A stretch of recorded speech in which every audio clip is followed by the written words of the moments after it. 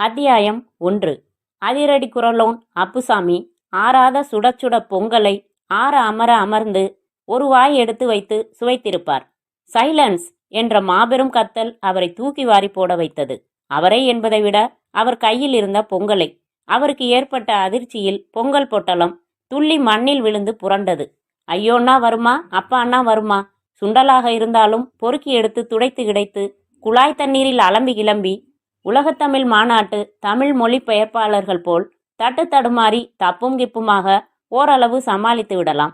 ஆனால் இது சுத்தமாக போயே போன தென்னக காங்கிரஸ் கேஸ். அட விழுந்ததுதான் விழுந்தது, இப்படியா விழ வேண்டும்?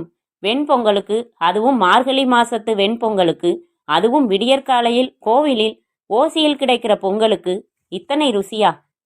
கைக்கு எட்டியது வாய்க்கு எட்டாமல் போயிற்றே. எந்த சோதா அப்படி கத்தியது என்று சுதந்திர பூங்காவை சுற்றுமுற்றுமாக ஒரு நோட்டம் விட்டார். அவர் பார்த்து கொண்டிருக்கும் போதே சைலன்ஸ் என்று மறுபடி அதே இடிக்குரல் வெளிப்பட்டு அவரை நடுங்க வைத்தது. சிமெண்ட் பெஞ்சிலிருந்து எழுந்தவர் தொம் என்று உட்கார்ந்து விட்டார். இருளில் மரத்தில் ஒளிந்திருந்த காக்கா குருவிகள் மற்றும் அடையாள அட்டைகள் இல்லாத பறவை இனங்கள் அந்த சைலன்ஸ் சத்தம் கேட்டு குபீர் என்று பறந்தன. மரங்களிலிருந்து வயதான சருகுகள் பொல பொல என உதிர்ந்தன. தேவர்கள் இலைமாறி பொழிவது போல. எங்கே இருந்து வந்தது இந்த பயங்கர ஒளி? பொங்கலை மண்ணுக்கு அனுப்பிய பொல்லாத சத்தம் வந்த திசை எது? பூங்காவில் கார்ப்பரேஷனுக்கு சொந்தமான செடிக்குண்டுகள் கும்பலாக ஒரு பக்கம் கடாசப்பட்டிருந்தன. அவற்றின் அருகில் இருந்த ஒரு மொட்டை பெஞ்சில் சாதுவாக ஒரு மொட்டைத்தலை வாலிபன் உட்கார்ந்திருந்தான். அப்புசாமி ஆச்சரியப்பட்டு போனார்.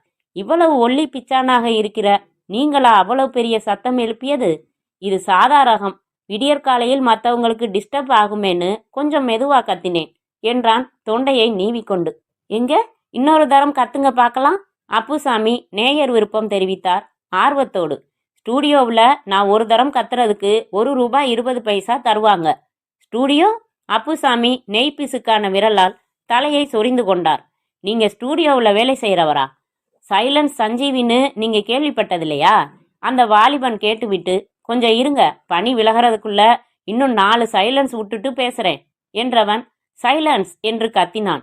அவன் கத்தின ஒலி அலை அப்புசாமியின் காதில் ரொயிங் என்று புகுந்து தலை கிர் அடித்து தொப்பென்று உட்கார்ந்து விட்டார். சைலன்ஸ் சஞ்சீவிக்கு சினிமா ஸ்டூடியோ ஒன்றில் சற்று வித்தியாசமான வேலை.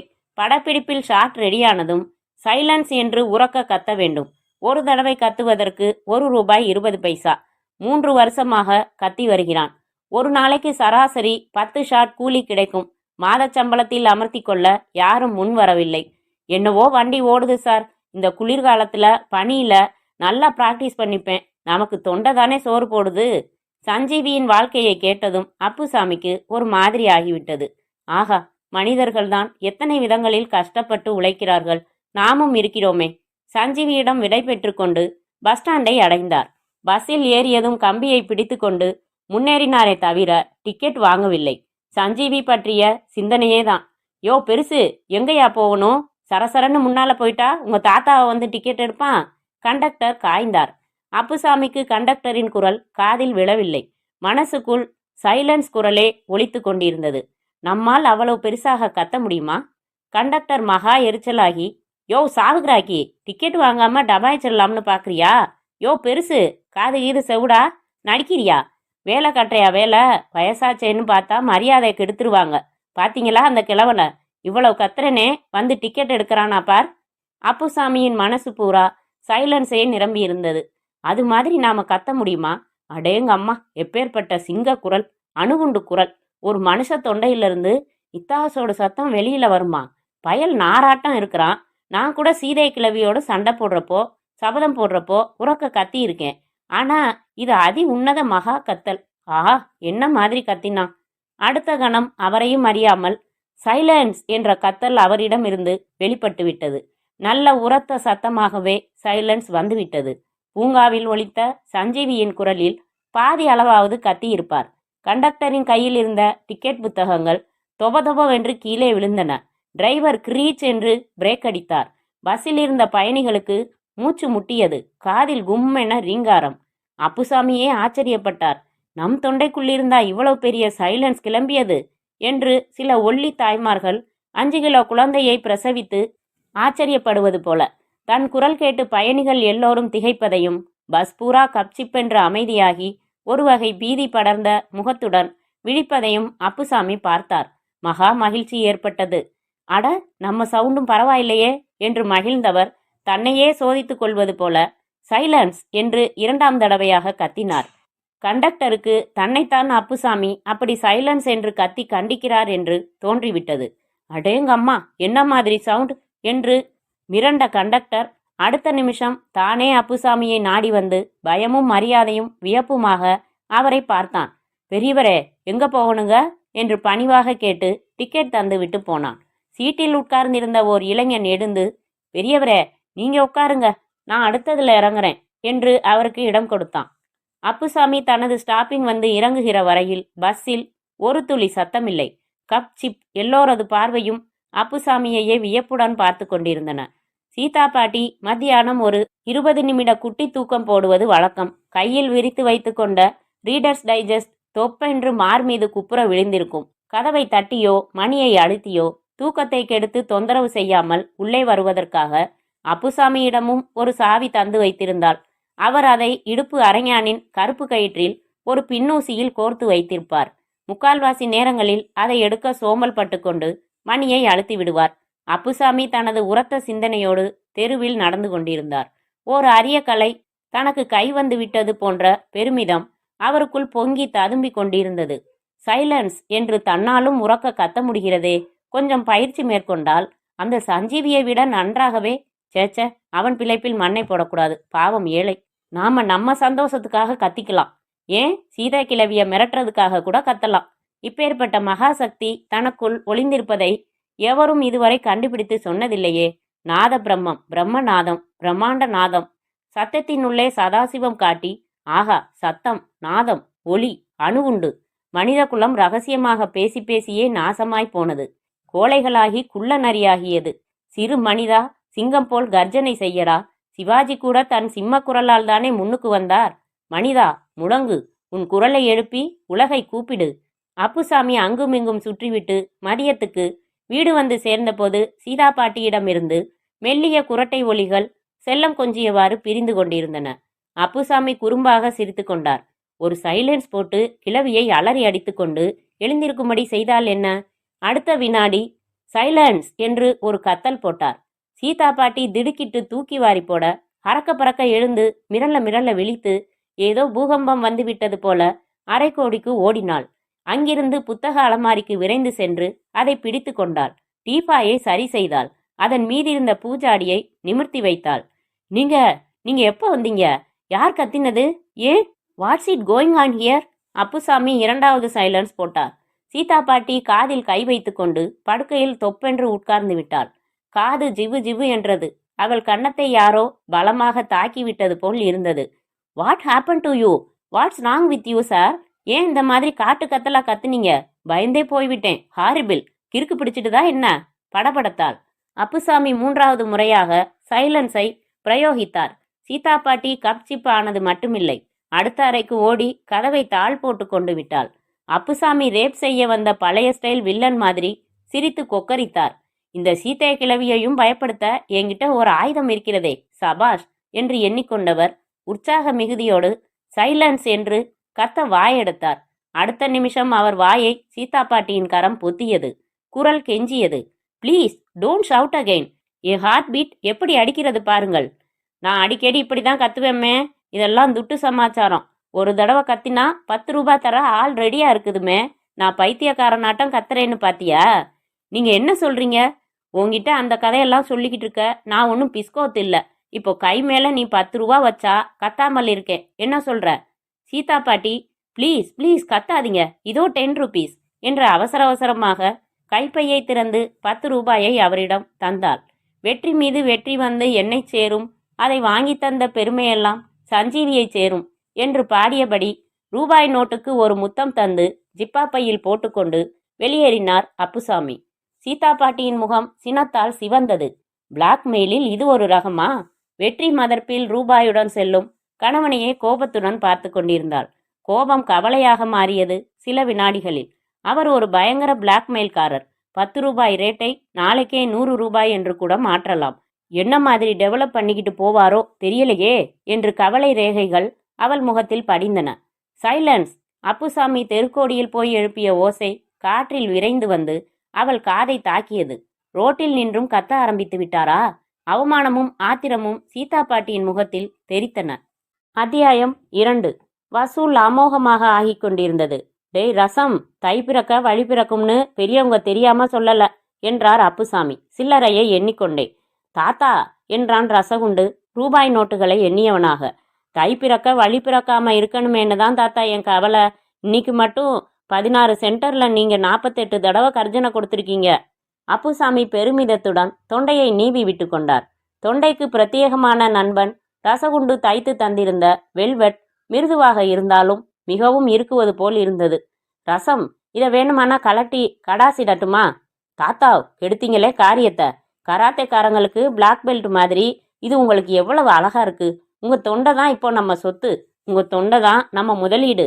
நம்ம வியாபாரம், நம்ம லாபம். தாய்நாட்டு தொண்டைன்னு நீங்க கேள்விப்பட்டதில்லையா?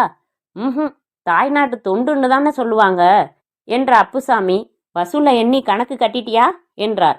16 சென்டர் வசூல் 73 ரூபாய் 50 பைசா தாத்தா. என் திருஷ்டியே பட்டுடும் போல் இருக்கு. பீமாவை பூசணிக்காயும் கற்பூரமும் வாங்கிட்டு வர சொல்லியிருக்கேன். நீங்க படுத்துக்கிட்டு காட்டுங்க என்றான் ரசகுண்டு. அப்புசாமியின் திறந்த வாயில் ஒரு சின்ன புனலை வைத்து ரசகுண்டு பிளாஸ்கில் இருந்த மிளகு ரசத்தை ஊற்றினான். ரேடியேட்டருக்கு தண்ணீர் கொட்டுவது போல சூடான மிளகு ரசம் அவரது தொண்டைக்குள் இதமாக இறங்கியது. நீங்க முதலாளிங்கிற பயபக்தியோட செஞ்சதாச்சே தாத்தா. நம்ம அடுத்த சென்டர் மெரினா பீச். வெற்றிகரமான திரைப்படம் போல அப்புசாமியின் அதிரடி குரல் நகரில் பல பஸ் ஸ்டாப்பிங்குகளிலும் பூங்காக்களிலும் நடைபாதைகளிலும் ஒலிக்கத் தொடங்கின. ஒரு கத்தலுக்கு ரூபாய் என்று திட்டமிட்டு நண்பர்கள் ரசகுண்டு, பீமாராவ் ஆகியோருடைய ஒத்துழைப்புடன் தனது நிகழ்ச்சியை நடத்தி கொண்டிருந்தார் அப்புசாமி. கிரீச் என்று பிரேக் அடித்தாள் சீதா பாட்டி. ஆனால் அதற்குள் காரியம் முடிந்து விட்டது. மீசையுடன் கூடிய ஒரு தலை தரையில் உருண்டு ஓடியது. மை காட், நான் என்ன செய்ய போகிறேன்? சீதா பாட்டியின் இருதயம் நின்றே விட்டது சில வினாடி. அப்புறம் நிதானமாக பார்த்தபோதுதான் தெரிந்தது அது மனித தலையல்ல, மனித தலை வரையப்பட்ட பூசணிக்காய் என்று. பூசணி, பூசணி, நின்னு பூசணி என்று துடித்து பதறி பூசணிக்காயை எடுத்த பீமாராவ் அது இருந்த கோலத்தை பார்த்து, உடது நோயித்து நின்னு பூசணி, நெத்து ரூவா, பூசணி தொட்டு ஆக்சிடென்ட். பல்லவன் மோதிய ஆட்டோ மாதிரி பூசணிக்காய் நொறுங்கி வெகுவாக உடைந்து விட்டிருந்தது. சேதாரமான பூசணியை தூக்கி கொண்டு கோபமாக கார் அருகே பீமா நியாயம் கேட்க விரைந்தான், லுங்கி கட்டிய கண்ணகியாக. அவ்வா, நீ வா. பாட்டியை பார்த்து பீமா ஆச்சரியப்பட்டான். கார் மாத்திப்பிட்டீரா அவ்வா? சோக்கா இதே. மை டியர் சன் என்றாள் சீதா பாட்டி நிம்மதியுடன். Happy new year son. அதை தூக்கி கீழே போட்டுவிட்டு கார்ல ஏறு. நீ எங்கே போகணும்? டிராப் செய்திடறேன். அவ்வா தலையை சொரிந்தான். பூசணி தெக்கன் பறேன்னு தாத்தான கிட்ட ஹேவிட்டு பந்தேன். பீமா உக்காரு, உங்க தாத்தா கிட்டேயே கொண்டு போய் இறக்கி விடுறேன். ஒரு பூசணிக்காய் என்ன 9 வாங்கி தரேன். உங்க தாத்தா கரிகாய் பிசினஸ் வேற பண்ணுகிறாரா? News to me.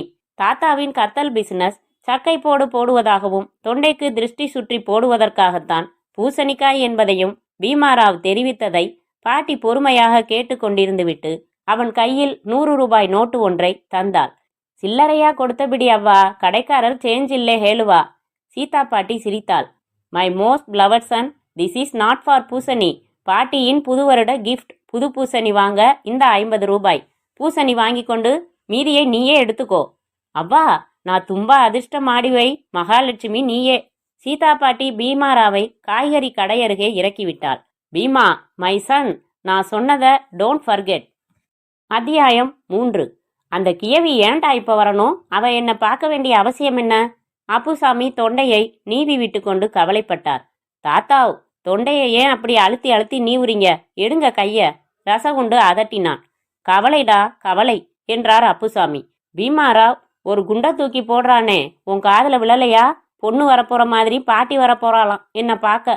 வரட்டுமே, அதை பத்தி யோசிக்க நான் இருக்கேன். அதுக்காக நீங்க ஏன் தொண்டையை நீவுறீங்க என்ற ரசகுண்டு கோபமாக, டேய் பீமா, உனக்கு அறிவு இருக்காடா என்று பீமாராவ் மீது பாய்ந்தான். ஏனப்பா, ஏன்னு ஆயித்து நினக்கே? வெங்காயம் ஆச்சு. தாத்தா கழுத்துல மஃப்ளர் கட்டி வைக்காம விட்டுருக்கியே, என்ன ஆகும்டா கழுத்து? அறிவு வேணா? நமக்கெல்லாம் சோறு போடுற தொண்டடா. குளிர்காத்து எப்படி அடிக்குது, உரைக்கலையா உனக்கு? ரசகுண்டு பல்லை கடித்தான், பீமாவை கடிக்க முடியாததால். பரபரப்புடன் ஒரு முரட்டு மஃப்ளரை அப்புசாமியின் கழுத்தில் சுற்றினான் பீமாராவ். ரசகுண்டின் மனைவி எந்த யுகத்திலோ போட்ட முள்ளு மஃப்ளர் அது. என் தொண்டைய எந்த மஃப்ளராலும் காப்பாற்ற முடியாதுரா. உங்க பாட்டி கிழவி வரப்போகிறாள் என்றதுமே தொண்டை ஒளிந்தது என்று தீர்மானித்து விட்டேன். தொண்டை நடுங்குது பார் என்றார் அப்புசாமி தீனமாக. தாத்தா, பெண்டாட்டிய பார்த்தா புருஷன்களுக்கு தொடதான் நடுங்கும், உங்களுக்கு தொண்டையும் நடங்குது. நான் ஒருத்தன் இருக்கிற வரைக்கும் உங்களுக்கோ உங்க தொண்டைக்கோ சம்பாத்தியத்துக்கோ ஒரு ஆபத்தும் வராது. உங்க வருமானத்தின் வாயில் பாட்டியால் மண்ணை போட முடியாது. ரசகுண்டு ஒரு பரித்ராநாய சாதுனாம் போஸ் கொடுத்தான். வாசலில் சீதா பாட்டியின் கார் வந்து நின்றது. அப்பா பந்தாயித்து, அப்பா பந்தாயித்து. குதூகலமாக பீமாராவ் சீதா பாட்டியை வரவேற்க ஓடினான். அவன் கைக்கு சரையல் என்று பிரேக் போட்டு நிறுத்தினான் ரசகுண்டு. பிளாட்பாரத்தை உடைத்து கொண்டு சரியும் என்ஜின் போல பீமாராவ் சரிந்து விழுந்தான். ஓ மை டியர் சன் என்றவாறு சீதா பாட்டி காரிலிருந்து இறங்கியவள் வேகமாக வந்து அவன் எழுந்திருக்க உதவி செய்தாள். அடே ரசம் என்று கடுகெடுத்தார் அப்புசாமி. அந்த கிழவிக்கு இங்க என்ன வேலையா, கேட்டு உடனே சொல்லு. தாத்தா என்ற ரசகுண்டு மியூசிக் டைரக்டர் போல கையை ஆட்டினான். மெதுவாக பேசுங்கள், உங்கள் தொண்டையை அனாவசியமாகவெல்லாம் நீங்கள் உபயோகப்படுத்தக்கூடாது. வெல்செட் என்றவாறு சீதா பாட்டி ரசகுண்டின் வீட்டுக்குள் அடியெடுத்து வைத்தாள்.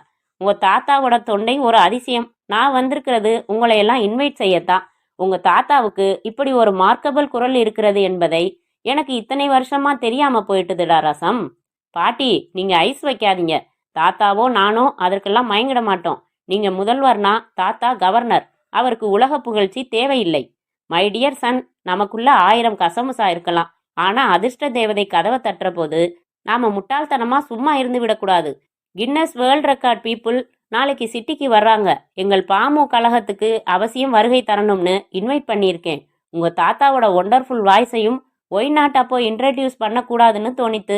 அப்புறம் உங்கள் வில்லன் பிளஷர், அவர் உங்களுக்கு சிநேகிதர் தான். ஆனால் எனக்கு ஹஸ்பண்ட். அவருக்கு ஒரு புகழ் வருகிறது என்றால் அது எனக்கும் புகழ்தான். அதை தடுப்பதோ அனுமதிப்பதோ உங்கள் இஷ்டம். சீதா பாட்டி கிளம்பினாள். பாட்டி பாட்டி இருங்க என்றான் ரசகுண்டு. அவசரமாக தாத்தாவை கலந்தாலோசித்தான். தாத்தா, பாட்டி உங்க ரெக்கார்டு கின்னஸ் அது இதுங்கிறா, என்ன சொல்றீங்க? இப்படித்தாண்டா அவ என் நாக்குல தேன் தடவி தடவி என் நாக்கே தேஞ்சு போயிடுச்சு. ஆடு நனையுதேன்னு ஓனாய்க்கு ஏண்டா கவலை? இப்போ நான் சம்பாதிக்கிற வசூலும் போயிட போகுது. கிளவிய முதல்ல இடத்த காலி பண்ண சொல்லு என்றார் அப்புசாமி கராராக. தாத்தா ரொம்ப கெடுபிடி பண்றாரே என்றான் ரசகுண்டு தலையை சொரிந்து கொண்டு. மை டியர் சன், உங்க தாத்தாவுக்கு இது ஒரு கோல்டன் ஆப்பர்ச்சுனிட்டி. அவரை சம்மதிக்க வைக்கிறது உன் கையில தான் இருக்கு என்ற பாட்டி ஹேண்ட்பேக்கிலிருந்து தடித்த கவர்கள் 2 எடுத்து அவனிடம் தந்தார். One for you and one for Bhima. My compliments. 1 வருஷ டைரியா பாட்டி? டைரி மட்டுமில்ல என்று கண்ணை சிமிட்டி விட்டு பாட்டி நகர்ந்தாள். பீமா கிட்ட எல்லாம் சொல்லியிருக்கேன், கேட்டுக்கோ. ரசகுண்டு புரிந்து கொண்டு ஆவலுடன் டைரியை பிரித்தான். 10 100 ரூபாய் நோட்டுகள் உள்ளே உறங்கி கொண்டிருந்தன. பாட்டினா பாட்டிதான், நாட்டு நடப்பு தெரிஞ்ச பாட்டி என்று ரசகுண்டு மகிழ்ந்தான். அவுது அவுது என்று பீமாராவ் குதூகலமாக ஆமோதித்தான். அப்புசாமியின் தொண்டைக்கு விசேஷ ஆராதனை நடந்து கொண்டிருந்தது. பன்னீர் சந்தனம் தடவி குங்கும பொட்டு இட்டு பூமாலை சுற்றி ஊதுபத்தி கற்பூரம் காட்டி, ஏண்டா பசங்களா, பலிகடாவுக்கு அலங்கரிக்கிற மாதிரி என் தொண்டைக்கு என்னடா இத்தனை அலங்காரம்? தாத்தா கம்முன்னு இரு, திருஷ்டி தோஷம் கழிப்பேகு. அப்புசாமி குழம்பினவராக, என்னடா ராசம் சொல்றான் இவன் என்றார். நீங்க கின்னஸ் ரெக்கார்ட் ரிப்போர்ட்காரர்களை சந்திக்க போறீங்க இல்லையா? உங்க தொண்டைக்கு இப்படி ஒரு அதிர்ஷ்டம் வந்திருக்கேன்னு யார் கண்ணும் படாம இருக்கணும்னு திருஷ்டி சுத்தி போடணுங்கிறான். என் மேல எந்த கழுதடா கண் வைக்க போறது? நம்ம கண்ணே படுந்தாத்தா. புறப்படுறதுக்கு முன்னாடி பீமா ஒரு பூசணிக்காய் சுத்திட சொல்றான். அப்புசாமி நாற்காலியில் கம்பீரமாக உட்கார்ந்து கொண்டார். பீமாராவ் பூசணிக்காய்க்கு மஞ்சள் குங்குமம் தடவினான். ரசகுண்டு கட்டி கற்பூரம் ஒன்றை வைத்து கொளுத்த பீமா பூசணிக்காயை தூக்கி அப்புசாமியின் முகத்துக்கு மேலும் கீழுமாக இடவளமாக 2 தரம் காட்டினான். 3வது சூற்றில் அவன் கை தடதடவென்று நடுங்கியது. வெந்து கொண்டிருந்த கற்பூரம் பயங்கரமாக ஆடியது. பீமா பீமா பாத்து, கற்பூரம் தாத்தா ஜிப்பாவுக்குள் விழுந்துட போகுது, பாத்து பாத்து என்று ரசகுண்டு எச்சரித்து கொண்டிருக்கும் போதே கற்பூர கட்டி பூசணிக்காய் மேலிருந்து சரிந்து அப்புசாமியின் ஜிப்பாவுக்குள் தபால் பெட்டியில் கடிதம் விழுவது போல விழுந்து விட்டது.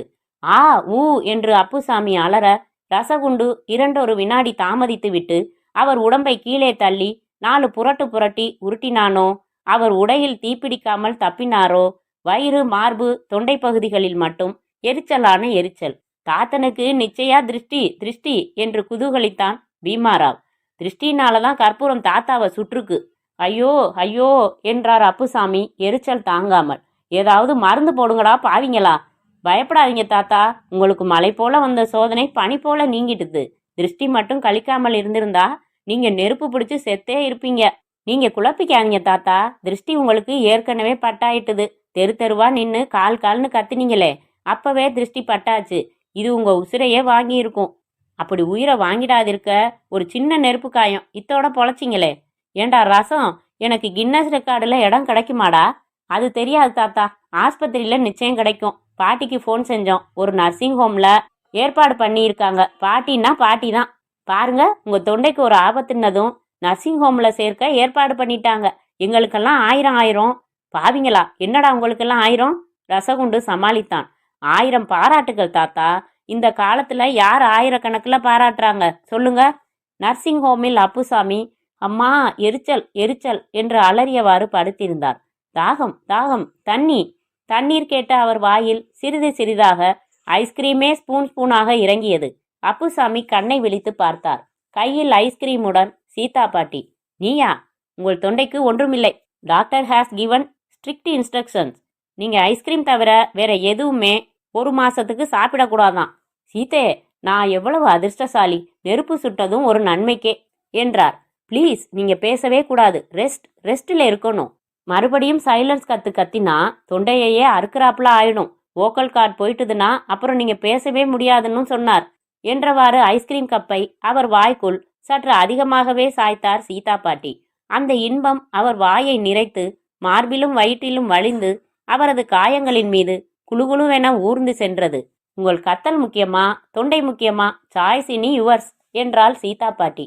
சீதே, எனக்கேன் கத்தல்? நீ இல்லாவிட்டால் நான் ஒரு வத்தல் என்றவாறு அடுத்த கப் ஐஸ்கிரீம் சாப்பிட தயாராக அப்புசாமி வாயை திறந்து வைத்து கொண்டார்.